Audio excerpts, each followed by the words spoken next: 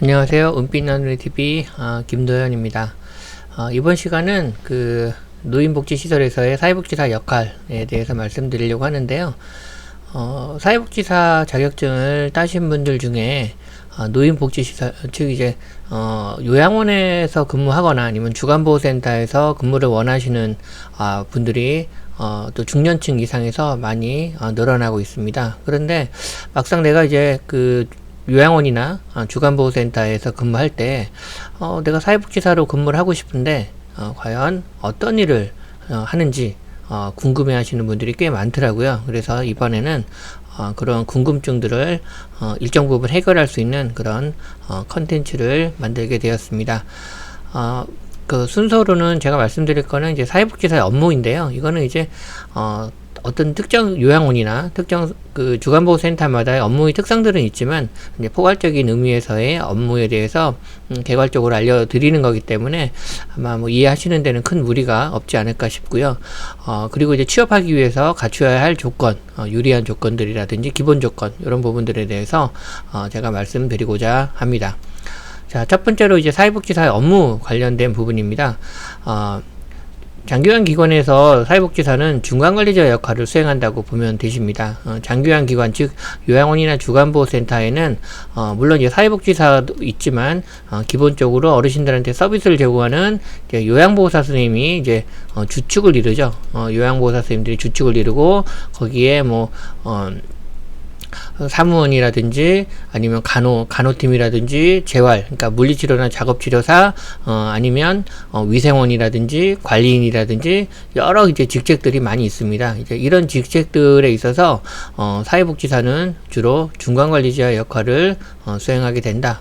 그래서 행정 시설장이나 관리 책임자들의 어떤 그런 중간적인 역할을 해주는 그런 중간관리자 역할을 수행하게 된다라고 알고 계시면 되시고요.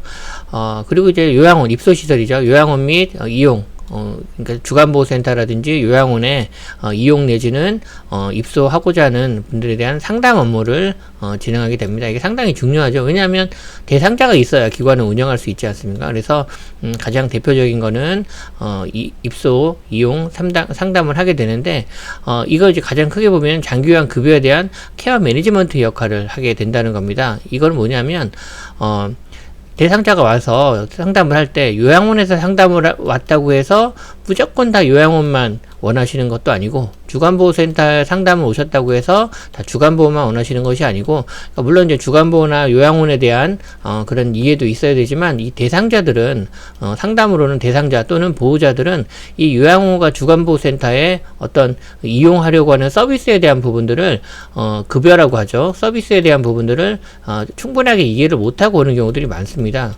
그러니까 즉 뭐냐면 요양원을 이용해야 될지 주간보를 이용해야 될지 아니면 요양병원을 이용해야 될지 이런 부분에 대해서 구체적으로 알지 못하고 오시는 부분들이 많기 때문에 어떤 부분들을 어떤 시설을 어떤 서비스를 이용해야 어르신과 보호자에게 효율적인 그런 장기요양 서비스를 받을 수 있는지에 대해서 설명을 해줄 수 있는 케어 매니지먼트 역할을 하게 되는데요. 이 케어 매니지먼트 역할을 하기 위해서는 중요한 거는 이 케어 매니지먼트 역할을 하기 위해서 기본적으로 알아야 되는 게 있겠죠. 그러려면 노인 장기요양보험제도에 대해서 알아야 적절한 서비스가 어떤 부분들이 있는지 설명할 수 있겠죠. 그렇게 하기 위해서는 가장 첫 번째 우선적인 게 노인 장기요양보험법 시행령, 시행규칙을 알고 있어야 되겠죠. 왜냐하면 이 법에 근거해서 제도가 운영이 되고 있는 거기 때문에 기본적으로 이 법 시행령, 시행규칙에 대해서 알고 있어야 되기 때문에 여러분들이 이 부분들을 최소한 한 번은 정독을 해서 읽어보셔야 된다라는 것을 말씀을 드립니다. 그 다음에 장기요양 급여 제공 기준 및 급여 비용 산정 등에 관한 고시가 있습니다. 이 부분도 실질적으로 장기요양 기관을 운영하기 위한 여러 가지 어떤 세부적인 사항들이 나와 있고요.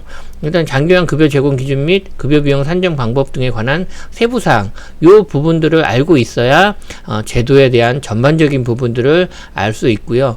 예를 들면 보호자분이 내가 요양원에 입소하고 있는 동안에 입소하는 동안에 내가 휠체어가 필요하다.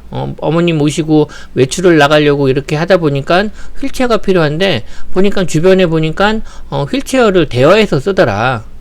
그 등급을 받아서 대여해서 쓰더라. 그래서 요양원에 입소하는 동안에 이 휠체어를 대여해서 쓰고 싶다. 라고 얘기를 했을 때, 이 제도에 대해서 잘 알고 있어야, 이 부분은, 시설급여를 받고 있기 때문에, 요양원에 입소하고 있어서 시설급여를 받고 있기 때문에, 복지용구는 재가급여이기 때문에, 시설급여를 받는 동안, 복지용구, 재가급여를 받을 수 없다라고 설명을 해야 되겠죠. 그래서 요양원에 계시는 동안 개인적으로 휠체어가 필요하다고 하면 장교에서 복지용구 급여 복지용구를 대여해서 서비스를 받을 수는 없고 구매만 가능하다. 본인이 100% 부담해서 구매는 가능하지만 대여는 안 된다라고 설명할 수 있어야 되겠죠. 이렇게 하려면 이 부분들을 알고 있어야 된다라는 것입니다. 다음에는 이제 기관에서 제공할 수 있는 서비스 내용 및 한계를 안내합니다. 왜냐하면 장기요양보험 제도에 있어서 모든 서비스를 할 수 있는 것들은 아닙니다. 예를 들면 보호자가 정기적인 석션이라든지 뭐 L2V 교체라든지 이런 것들을 뭐 장기요양기관에 원한다 라고 했을 때 이 부분은 시행할 수가 없는 부분들이 되겠죠. 왜냐하면 그 의료법 관련된 부분이기 때문에 의료행위를 할 수가 없기 때문에 그렇죠. 그런데 예를 들어서 요양원에서는 그 가정간호를 서비스를 하고 있다. 물론 이제 요양원에서는 방문간호는 안 됩니다. 재가급여 제가 말씀드렸지만 시설급여와 재가급여는 동시에 서비스를 이용할 수 없기 때문에 이제 가정간호라는 게 있습니다. 예를 들면 가정간호를 하고 있기 때문에 어떤 의료적인 부분들은 또 서비스를 제공할 수 있다라고 얘기를 한다든지 저희 기관은 안 된다든지 이런 이제 한계라든지 가능한 이런 부분들에 대해서 알고 있어야 되겠죠. 그 다음에 이제 장기요양 인정 절차에 대해서 또 알고 있어야 되겠죠. 그런 안내를 해야 되겠죠. 예를 들어서 요양원에 입소를 하려고 오셨는데 등급이 없으시다. 아니면 급여 종류 내용에 재가급여밖에 없다. 라고 하면 이용할 수 있는 그런 부분들에 대해서 충분히 안내를 할 수 있어야 되겠죠. 그렇게 되려면 장기요양 인정 절차에 대해서 알고 있어야 되는데 이런 부분들이 다 아까 말씀드렸던 요 법이라든지 고시 규정에 다 담겨 있습니다. 그래서 이러한 부분들은 요 법이라든지 고시 규정 세부사항 이런 부분들이 기본이 되겠다라고 알고 계시면 되겠습니다. 장기요양 급여에서 대상자에 맞는 급여를 또 안내를 할 수 있어야 되겠죠. 이렇게 되기 위해서는 그래서 장기요양 급여 대상자에 맞는 급여를 안내를 할 수 있어야 됩니다. 그러기 위해서는 장기요양 급여에 대해서 충분히 알고 있어야 되겠죠. 그래서 시설의 종류라든지 뭐 재가급여의 서비스 종류, 뭐 방문 요양, 방문 간호, 방문 목욕이라든지 주간보호라든지 뭐 복지용구라든지 이런 서비스에 대해서 충분히 알고 있어야 되는데 이러한 부분들을 안내하는 역할들을 하게 됩니다. 다음으로는 이제 입소 상담을 하고 나서, 그 다음에 이제 요양원이나 주간보호에 이제, 입소 결정을 하고, 표준야건에 근거해서 이제 입소 계약을 체결한 다음에, 그 다음에 이제, 입소 내지는 이용을 하게 되죠. 그렇게 되다 보면 이제 처음에 대상자에 대한 초기 상담을 하게 됩니다. 그래서 사회복지사가 이런 초기 상담을 진행 내지는 관리를 하게 됩니다. 물론 이제 욕구 사정을 하게 되는데요. 이 욕구 사정이 다 사회복지사가 하는 일은 아닙니다. 간호나 아니면 재활 부분에서 진행을 하는 부분도 있지만 사회복지사가 메인으로 해서 이런 부분 진행을 총괄적으로 관리하는 그런 경우들이 많이 있기 때문에 어떤 부분들을 해야 되는지는 알고 있어야 되겠죠. 본인이 시행하지 않는다 하더라도. 그래서 욕구 사정을 하는데 신체 상태에 대한 그런 욕구 사정을 하게 됩니다. 그래서 ADL이죠. 일상생활 수행 능력이 어느 정도 되는지를 판단하게 되고 일상생활 수행 능력 평가가 어떻게 진행되는지도 알고 있어야 되겠죠. 그다음 질병 상태, 물론 이거는 간호 쪽에서 하겠지만 과거 병력이나 현 진단명 이런 것들을 파악하게 되고 인지 상태라든지 의사소통 가능 여부, 영양 상태라든지 가족 및 환경 상태 이런 부분들도 간호팀과 같이 더불어서 욕구 사정을 하게 되죠. 그다음에 이제 주관적 욕구가 있죠. 이건 주로 이제 사회복지사가 할 수 있는데 수급자나 보호자의 어떤 욕구 이런 부분들을 파악을 해야 되겠고 욕창이라는 낙상 위험도 평가를 하게 됩니다. 이 부분도 이제 간호 쪽이 진행을 하지만 사회복지사에서 메인으로 관리하는 경우들이 많다라는 거고요. 인지기능 치매 선별 검사인데요. 시스트가 있습니다. 이거는 이제 중앙치매센터에서 교육을 받은 사람만이 이수증이 있는 그 교육을 이수한 사람만이 검사를 하게 되는데 이 부분도 진행을 하게 됩니다. 자원 이용 욕구, 뭐 의료기관이라든지 종교 활동 이런 부분들을 이제 파악을 이제 하는 업무를 하게 됩니다. 그 다음에 이제 사회복지사 업무 중 하나가 이제 급여 제공 계획을 수립하게 됩니다. 그래서 연 1회 또는 2회를 시행하게 되는데요. 주로 이제 2회를 좀 많이들 합니다. 그래서 상반기 한 번, 하반기 한 번 해서 급여 제공 계획을 수립을 하게 되는데, 뭐 세부 사항으로 해서 뭐 신체 활동 지원이라든지 일상생활 지원이라든지 뭐 이런 부분들을 정서 지원이라든지 이런 계획을 하는데, 세부적으로 어떤 부분들을 제공을 할 것이고 횟수는 어떻게 될 것이고 시간은 어느 정도 소요이 될 것이고 뭐 작성자 내지는 누가 시행을 할 것인지 이런 부분들을 계획하는 급여 제공 계획을 수립하는 업무를 수행하게 됩니다. 다음으로는 이제 건강관리, 간호처치, 기능회복훈련, 응급지원, 생활 및 환경관리 이런 부분들에 대한 급여 제공 계획상에 필요한 부분들을 파악을 해서 급여 제공에 반영을 하게 되는데, 이때 아까도 말씀드렸지만 간호처치라든지 기능회복훈련을 사회복지사가 하지는 않습니다. 그렇지만 전반적으로 이 부분들이 어떻게 적용될 것인지 간호팀과 물리치료사, 재활팀과 함께해서 계획을 수립을 하게 되는 역할들을 하게 된다. 다음은 이제 급여 제공 과정 관리를 하게 됩니다. 그래서 급여 제공 기록지는 이제 법정 양식에 의거해서 작성되는데요. 이거는 주기적으로 요양원이나 주간보호센터라든지 이런 경우에는 월 1회 이상 보호자에게 제공하게 되어 있습니다. 그래서 이런 제공하는 그런 업무도 확인하는 업무도 수행하게 되겠고요. 요양보호 선생님들이 급여 제공 기록지를 기록했을 때 잘못된 부분들이 있나, 그리고 계획된 부분들을 정확하게 반영을 해서 서비스를 제공하고 있는지 여부, 이런 부분들을 이제 관리하게 되죠. 그 다음에 상태 기록지 관리가 있습니다. 뭐 수분 섭취라든지 여러 가지 이제 상태 기록지 이런 부분들을 이제 관리하는 업무들을 하게 되고요.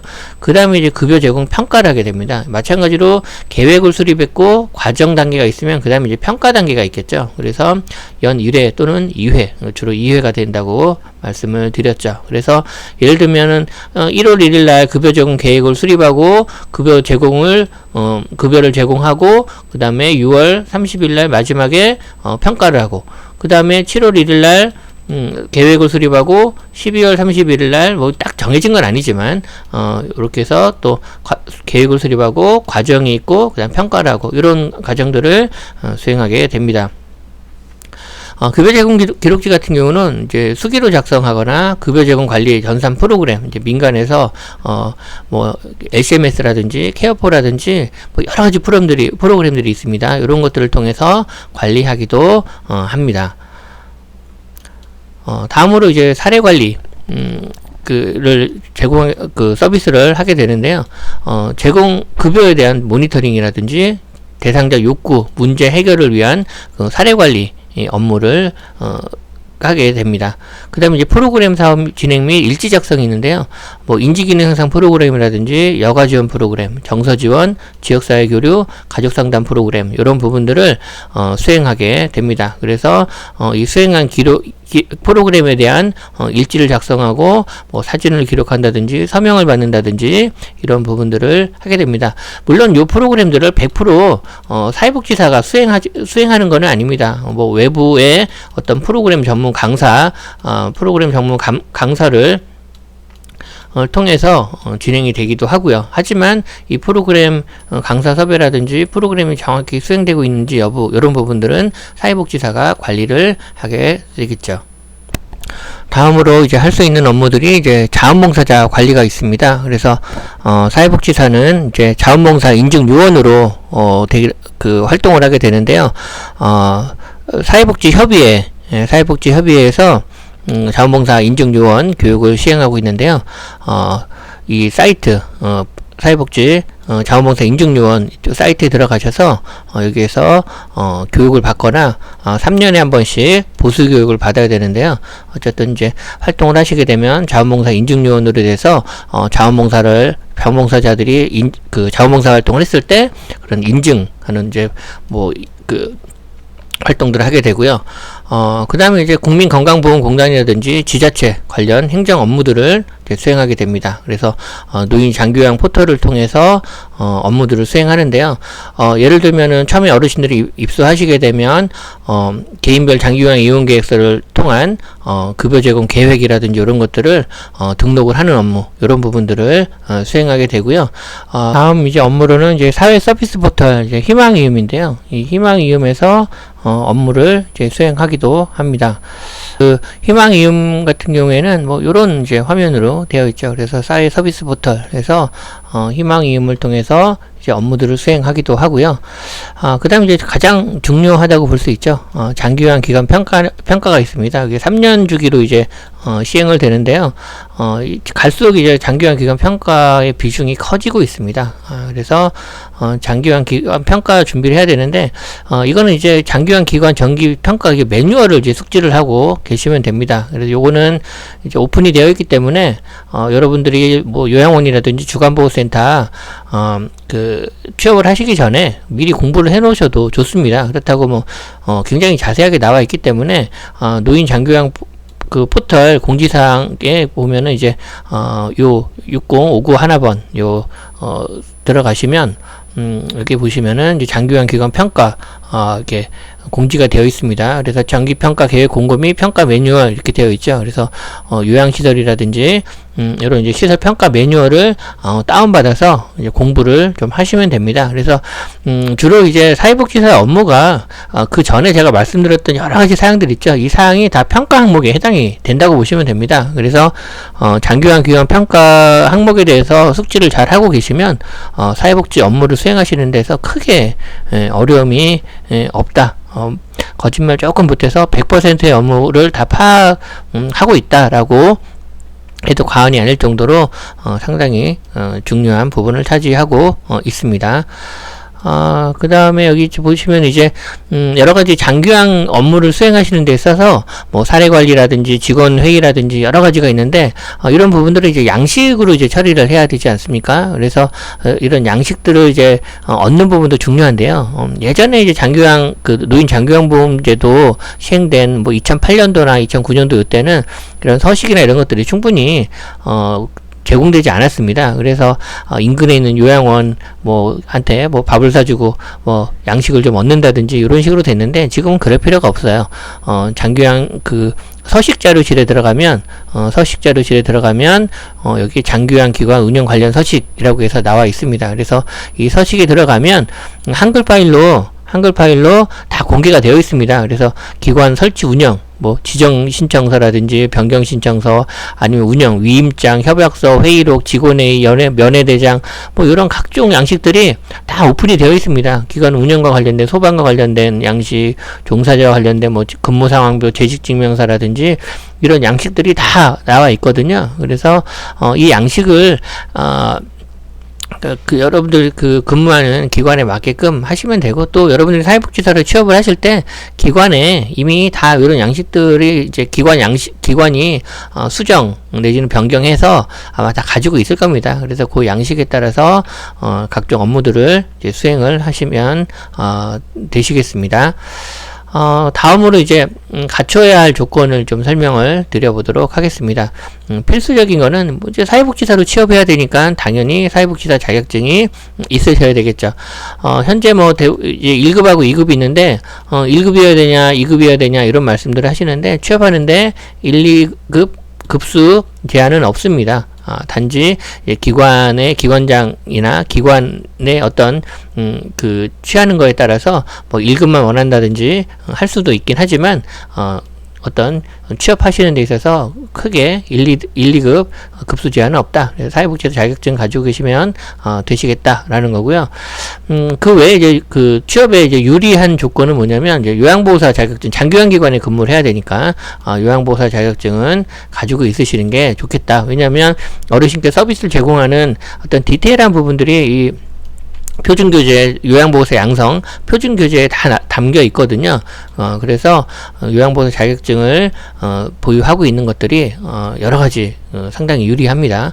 그 다음에 이제 운전면허증을 가지고 있어야 되겠죠. 운전면허증을 가지고 있으면 좀 유리한데, 뭐냐면 이제 각종 이제 외부 업무를 해야 될 때 내가 운전을 하지 못한다고 하면 굉장히 업무적으로 뭐 문제는 크게 없을 수 있습니다. 없을 수는 있는데, 그래도 자격증이 있으면 여러 가지 시간을 단축한다든지 좋은 점은 있겠죠. 컴퓨터 운영 능력인데요. 뭐 한글이라든지 엑셀, 뭐 인터넷 요런 정도 아실 수 있으면 되고요.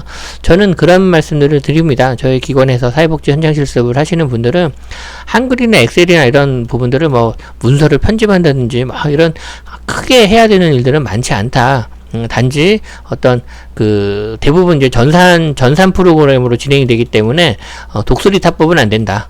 그래서 한글 타자 연습하는 부분들을 통해서 일정 부분 한글 타이핑하는 속도는 유지할 수 있을 정도의 실력만 갖추면 크게 문제 없다.